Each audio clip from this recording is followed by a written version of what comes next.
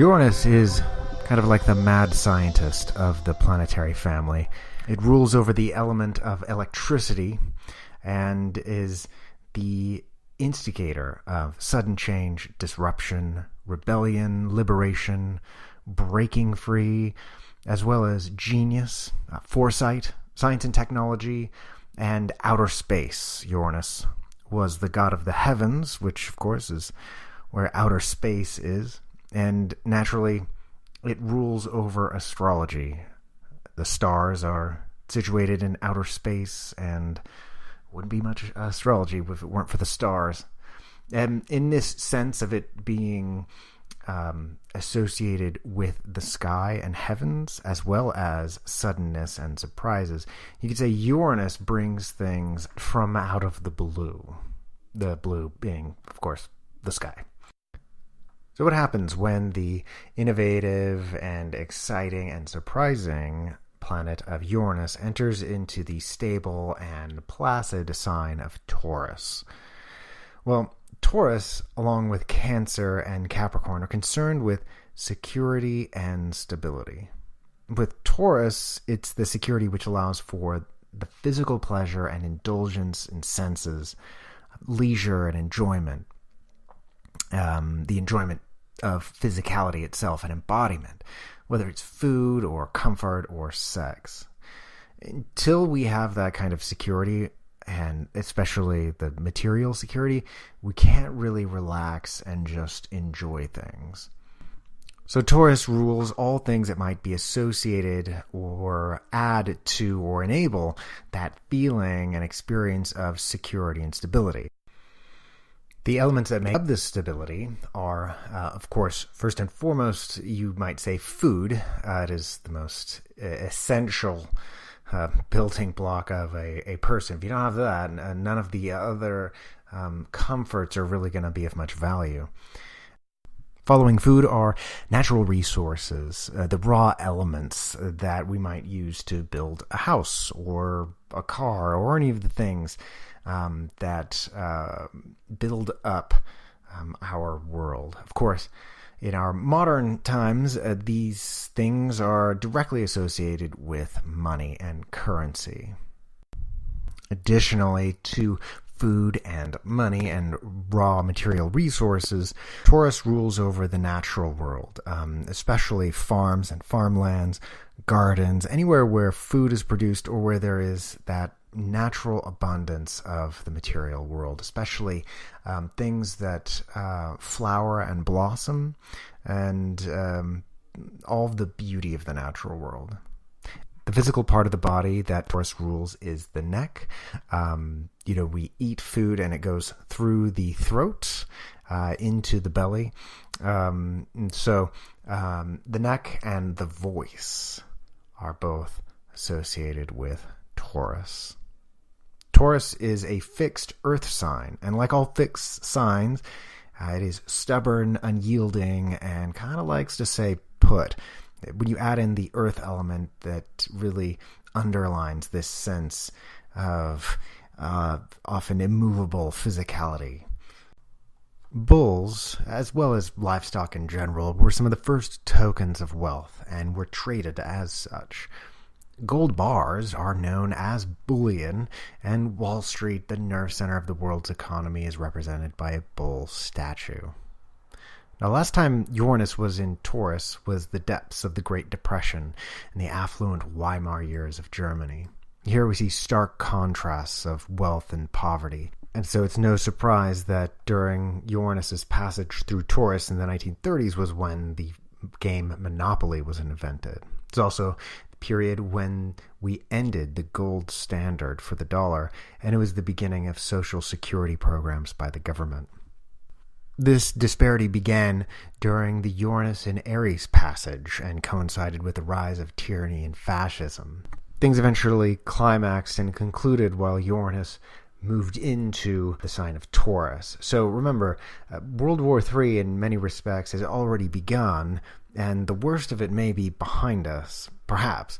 And at least the passage of Uranus in Taurus doesn't necessarily mean economic catastrophe, but suggests there will be an eventual growth and progressive change, highlighted by spikes of sudden reversals, changes, and breakthroughs. The key theme being volatility.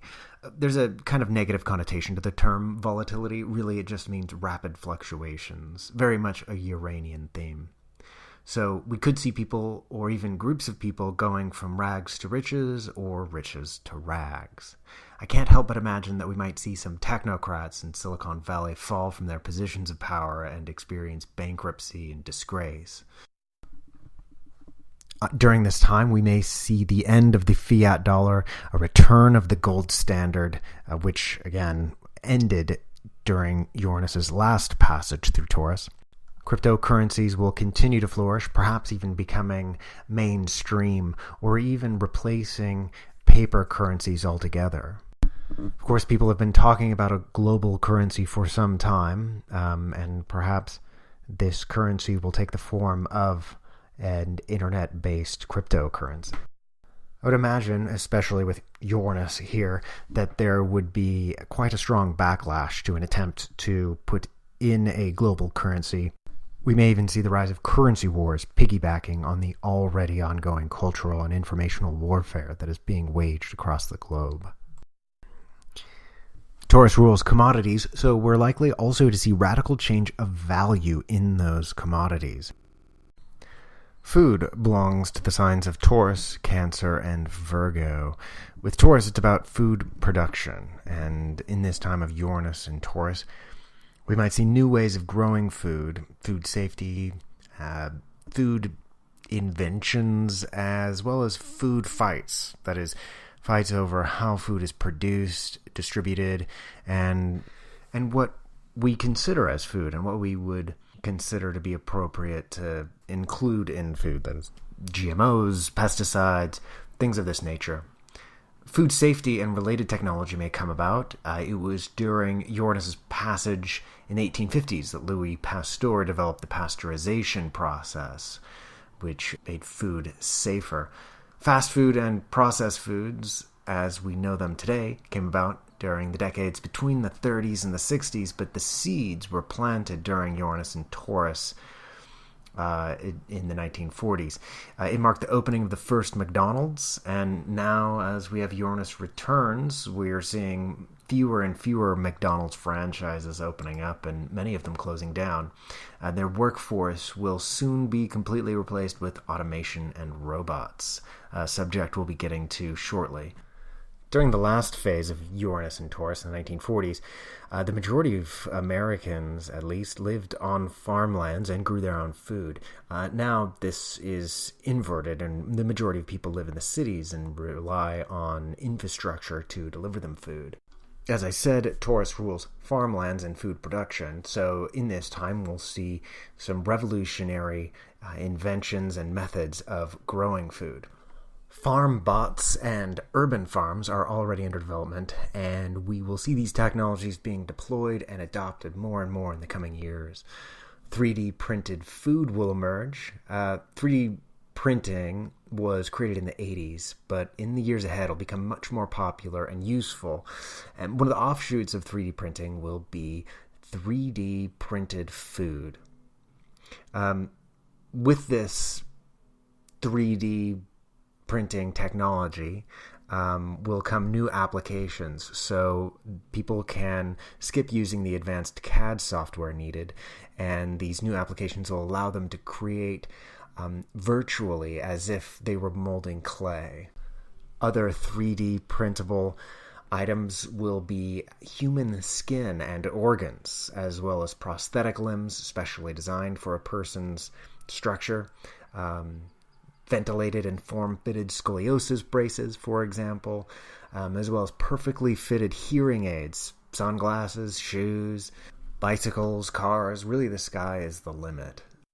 Industry is returning to America, and I imagine with the help of Pluto and Capricorn, our infrastructures will begin to be rebuilt with this addition of increased industry. Steel production is already something on the minds of many. Steel is ready to make a big comeback in America, and it was during Uranus and Taurus in the 1850s, which pioneering new methods of making steel in large quantities was invented. At that same time, cement was also invented.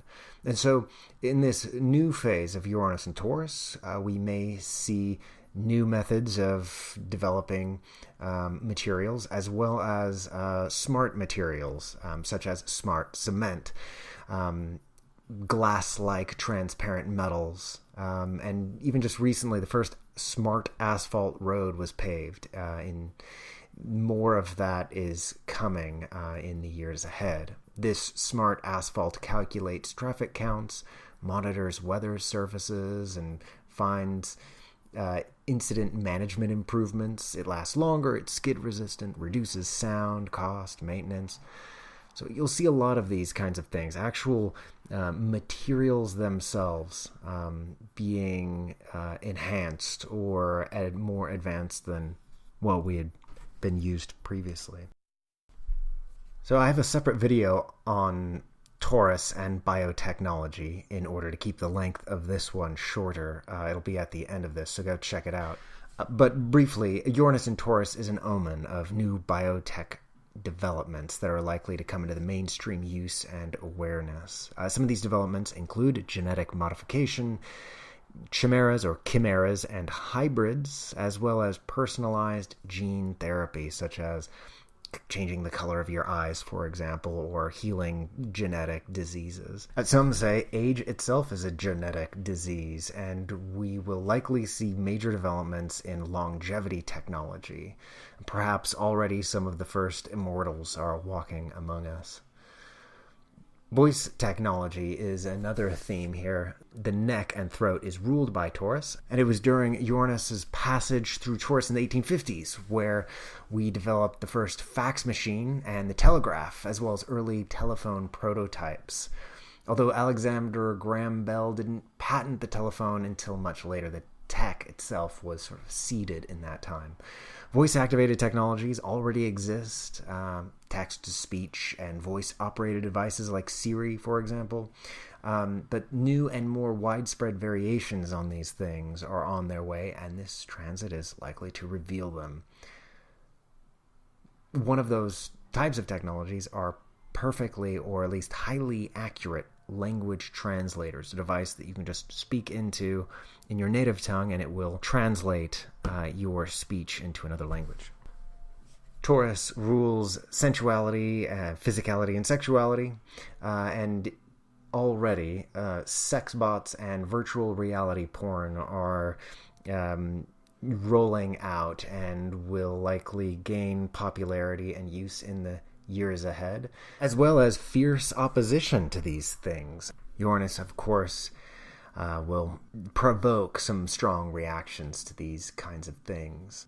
On a similar wavelength, maybe, is smell-o-vision, which is a technology that allows you to smell what you are watching on a screen or in a virtual world.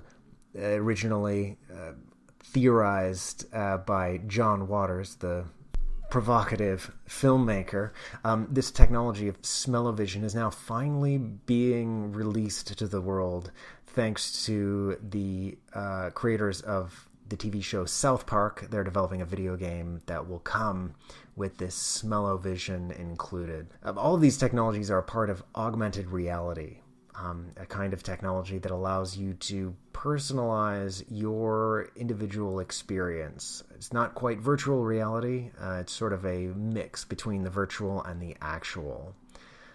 These also are maybe in the same basket as the Internet of Things. This is a ubiquitous connection to the Internet through everyday household appliances, toasters, refrigerators, whatever. Really anything that is electronic can now be connected to the Internet for various reasons. I can't really think of any that people are clamoring for, however. It seems to be the kind of thing that's sort of being pushed upon us rather than demanded. And I think all of these things will actually culminate in a general rejection or increasing resistance towards this technological oversaturation. I think people are already becoming burnt out on the always-on connectivity, and the more this kind of stuff is pushed, the greater the resistance is going to be. I'm reminded of the term Butlerian jihad, which was coined by Frank Herbert, the author of Dune. In this story, in this book, society develops advanced artificially intelligent robots which act as butlers until these robots begin to turn things around and almost enslave the humans. There's a big backlash, and the humans destroy all of the butler robots in this Butlerian jihad and live the rest of their lives with much less technology, and they work on themselves, enhancing their own cognition and their own mental powers instead of relying on technology. I think we're going to start seeing this kind of resistance and a callback to self-reliance, and I think this also includes the whole food theme and reliance or self-reliance in growing one's own food, or at least having one's source of food close by, rather than relying on a sprawling and fragile infrastructure to get food distributed. This wide-scale and increasing resistance to technology, I think, will lead to a return to natural ways of socializing, perhaps tech-free social events, a phone-free lifestyle, holidays where we turn off the phones and just hang out like we used to. I think after 10 years of social media, we have found it hasn't really helped us as much as we thought. And while it may be fun and even addictive, it's not really gratifying and satisfying on that deeper human level. Now, on a much more fundamental level, we may see revelations in our understanding and relationship to matter itself. Discoveries in physics that have already occurred will gain a foothold and popularity in the awareness of people, and we'll begin to question age-old beliefs about what is actually real on a fundamental level. Already, quantum entanglement has been discovered to work on a macro level. The simulation theory may be proven, or the many worlds theory may be proven, or at least these theories will begin to be discussed on a much broader platform. These new paradigms of matter will also include energy paradigms. And these things will lead to technologies that will radically revolutionize human life. Some of these technologies probably won't come until Uranus is in Gemini. It's probably when we'll see our flying cars and time machines. But until then, there's going to be a period where these ideas really start to sink in. Of course, Taurus is the Earth, Uranus is disruptions, so I think that we will continue to see some major Earth changes. Now, Earth changes are part of a larger cosmic scale, far greater than just Uranus in a particular sign. However, it is interesting that the volcano in Hawaii began right around the point of entry of Uranus into Taurus. This volcanic activity may continue for months or even years, perhaps even until the end of this passage of Uranus in Taurus. Well, as always, I feel like there's more that I could have put in here. However, the original one was over an hour long, and that's just too much. Hopefully this was a useful and insightful review on Uranus in Taurus. For more info on the biotechnology element, see my next video on Taurus, algal, and biotechnology. Thanks so much for watching. Please like and subscribe. It's very difficult to get traction on a new YouTube channel with the YouTube algorithm as it is. It makes it very hard for videos to show up at all. So please like and subscribe and share this video if you found it to be useful, and stay tuned for more.